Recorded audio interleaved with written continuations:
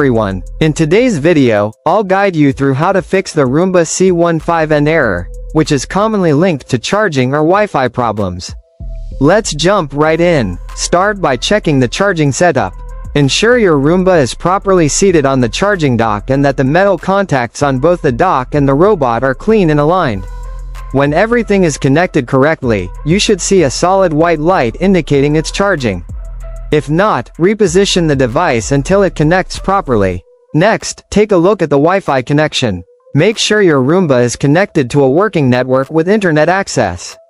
A quick way to confirm this is by checking if other devices on the same network can go online. You can also view or change the connected network by going into Product Settings and selecting Wi-Fi settings. If the problem still isn't resolved, try restarting your Roomba. A simple reboot can often clear temporary glitches and fix the error.